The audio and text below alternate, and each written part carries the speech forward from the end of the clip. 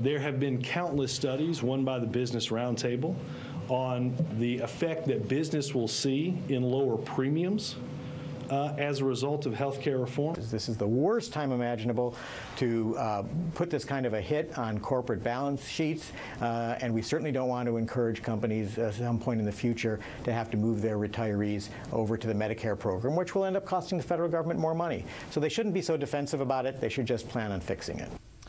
Well, there's a growing list of companies, AT&T, Verizon, Caterpillar, Deere, saying that they, in 2013, because of the new health care law, will have to start paying more for prescription drug coverage for retirees. Because the law is in place, they won't be able to get a tax break. The White House says that the government will continue to subsidize that, but you can't take the tax break as well. In the meantime, Congressman Henry Waxman has called the CEOs of these companies to Congress to talk about their matters of concern and bring any documents and email messages related to this write-down. We're back with the panel. It's a bit complex, Charles, but essentially these CEOs are getting called on the carpet. And that's what's amazing here. Democrats enact Obamacare with a zillion new taxes and then are shocked when corporations disclose what it's going to cost them.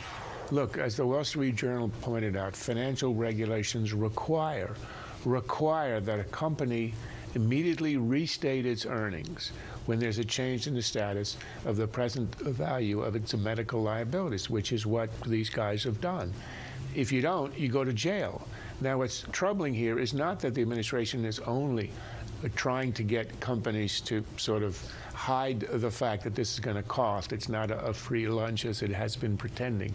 But it's the attitude of the Democrats in Washington. You know, it takes over businesses, Chrysler, GM, it takes over student loans, it nationalizes it without a debate at all.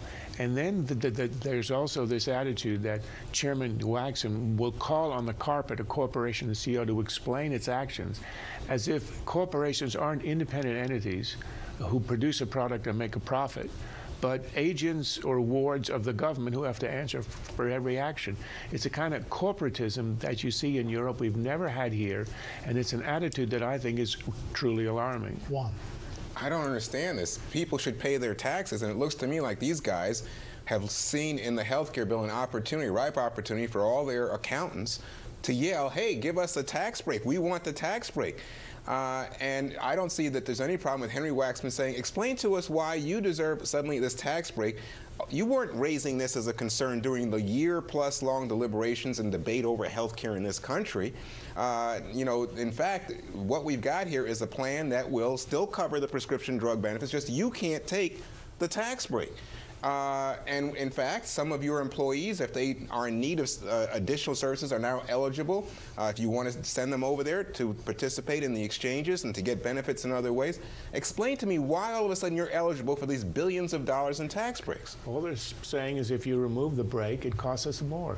Waxman says that's horrible that you've actually announced that. Yeah, look, if they were going to make a political move, they would have done this before the bill passed. Right. I mean, the suggestions from Democrats that this is all about politics and they're trying to embarrass the administration. I mean, it's the law, right? It doesn't make any sense. They have to do this. They have to do this both on their internal accounting practices and because the SEC requires them to do this, which I think is the key point. But look, this is part of a pattern. You had Nancy Pelosi, within a day or two of the passage of this legislation, say that if insurance companies raised premiums, something some insurance companies are surely going to have to do because they're going to be covering more people, if they raise premiums, she might not let them in government exchanges. I mean, how do you say that? How can you possibly say that? She said, unless they do the right thing, they should know that they're not automatically allowed in. Well, I think this is like scary rhetoric. It's, you know, sometimes I think people who believe what I believe can be over the top or over the top with apocalyptic language or get too worried about it. But this is really big brother stuff. This is scary.